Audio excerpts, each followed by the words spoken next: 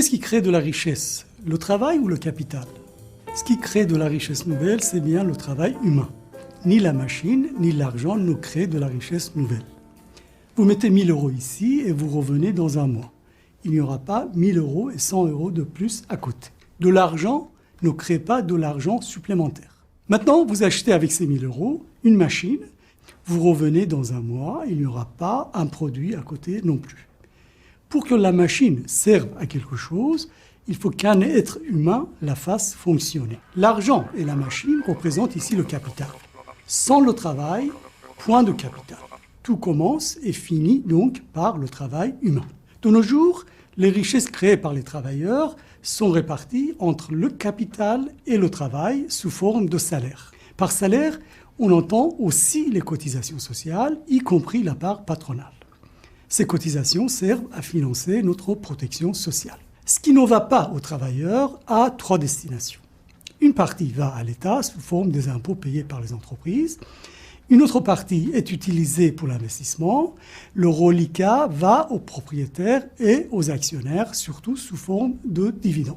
Les patrons disent que le travail coûte cher et que ce n'est pas bon pour notre compétitivité. Quelle est leur solution?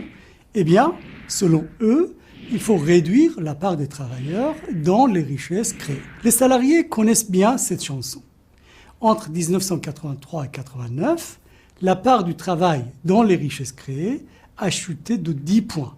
Depuis la fin des années 80, les actionnaires gagnent chaque année 100 milliards d'euros de plus par rapport à ce qu'ils gagnaient en 1983. Il faut savoir qu'aujourd'hui, la part des salaires dans les richesses créées est plus faible qu'à la sortie de la Seconde Guerre mondiale.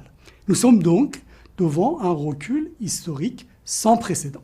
À qui a profité cette chute de la part des salaires dans les richesses créées?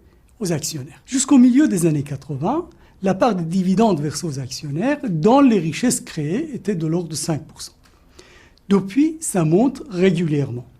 Aujourd'hui, sur 100 € de valeur que produisent les salariés, 25 € sont versés aux actionnaires. Les patrons disent que c'est nécessaire pour augmenter l'investissement. C'est faux.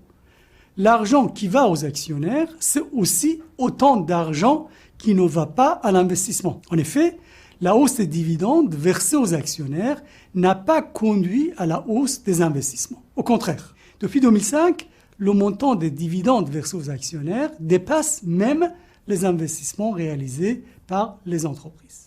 Pas assez de salaire, pas assez d'investissement, pas assez d'emplois, on comprend pourquoi le chômage ne baisse pas. Ce qui coûte, c'est donc le capital et non le travail, les salaires ou les cotisations sociales. Pendant cette crise, alors que le chômage augmente et le pouvoir d'achat des travailleurs baisse, la rentabilité financière des entreprises, elle, ne baisse pas. Diminuer de moitié les dividendes permettrait de gagner 120 milliards d'euros par an.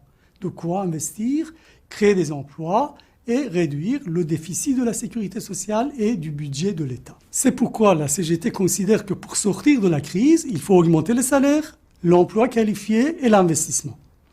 Pour y arriver, nous avons besoin de syndicats plus forts. C'est la raison pour laquelle nous vous invitons à adhérer à la CGT et à prendre toute votre place dans notre organisation.